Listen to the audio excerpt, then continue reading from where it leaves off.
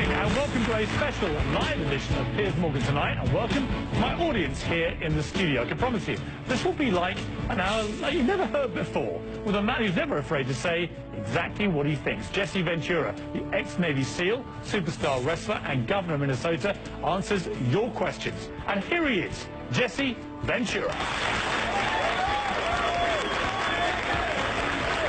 Good to see you. Good to see you. Good to see you. Come on up. Thank you. Thank you.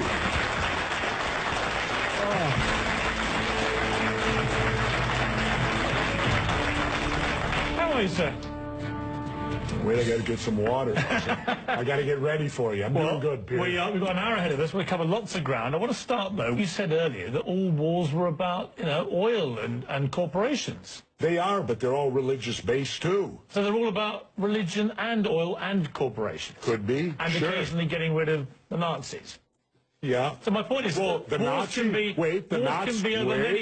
The Nazis was religious too. Look what they did to the Jews. So that brought religion in. Vietnam was religious because Diem, our puppet president, and our country brought 100 Christian Vietnamese down to the south to be the government. Well, the southern Vietnamese didn't like these religious characters from up north, so they then became the Viet Cong.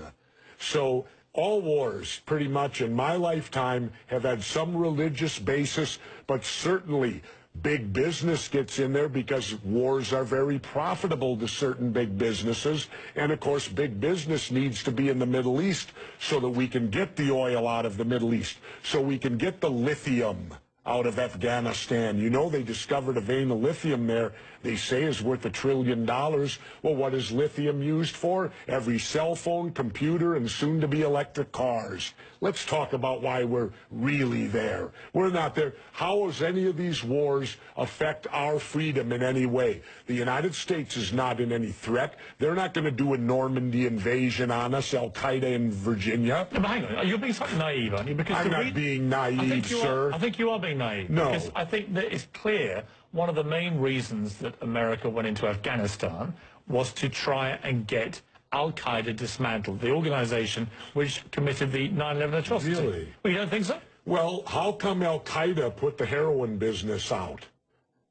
They took all the poppy growers and stopped the production of heroin. What would you have done? Wait, now how much of that illegal heroin was propping up the international banks with laundered money, and when it dried up, the first recession happened? Well, now that we're back in there, we aligned with the poppy growers, and the heroin business is back up full swing again. I thought we fight a war on drugs here. All right, Jesse, we're not. What would you have done on September the 12th, 2001? What would you have done if you'd been president? What would I have done? Yeah. I would have done a legitimate investigation to find out what exactly happened on 9/11.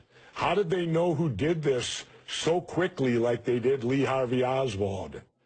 How quick they knew Lee Harvey Oswald killed Kennedy. Because the people who did it were identified and we knew who they were. Well, then why couldn't we have stopped them beforehand if they were identified and we knew who they were? It was a failure of intelligence. Everyone's accepted No, it that. wasn't. We knew before with Condoleezza Rice's memo on August 6th when it stated right in the memo, bin Laden took steal planes and run them into buildings. And more stuff is coming out now also, how much the Bush administration ignored the intelligence. It was almost like they ignored it because they wanted it to happen. Oh, come off it, Jesse. No, not oh, come off it. Wait a minute. Every war fought starts with a false flag operation. You can't, in all seriousness, sit there and try and make out anybody. Okay, let me ask you this, Piers. Wait a minute. Let me ask you something. How much studying have you actually done of 9/11 other than what the government's told you and what mainstream media has told you? I've been studying it 4 years. I was editor of a national newspaper. I've talked to people. Wait a minute. Every day for 5-6 months. Really? So I know a lot about it. Well, then how come? Let me ask you this then. You cannot say that any member of the Bush administration knew it was going to happen or wanted it to happen. It's a ridiculous thing to say. Ridiculous. Okay, let's talk about your BBC. I have a tape of a BBC reporter broadcasting directly back to England talking about a third building has collapsed. World Trade Center Building 7 talks for 7 minutes. All the while she's talking, World Trade Center Building 7 is still standing right behind her. It didn't fall for another half hour, yet they were doing a pre-broadcast back to England that, yes, it's true, you need to that this building fell and it hadn't fallen yet. If you're trying to make out the British Broadcasting Company, one of the most respected news organisations in the world, was inventing huge buildings falling over, you need to have a break, Jesse. We'll come back after the break, and we'll talk about Israel and Iran. Are you kidding me? This is a fact, my friend.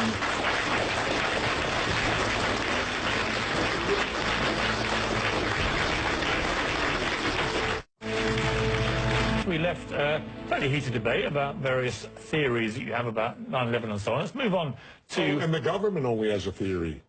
Right, well, the government has... No, this is a theory. Their theory is 19 Islamic radicals armed with box cutters defeated our multi-billion-dollar air defense system, all while conspiring with a bearded guy in a cave in Afghanistan. That is exactly what happened. That's their theory. No, that's not a theory, it's a fact. That's their theory. No, Jesse, that's a it's fact. That's what happened. Really? Yes, I'm sorry to kill your conspiracy theories, but that is what happened. Then why haven't anyone been brought up for trial?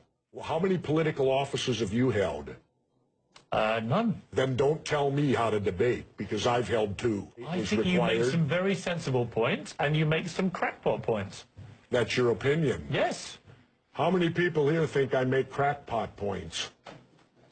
Yeah. One. How many think I make sensible points? You're in the minority, my good friend. You're the minority.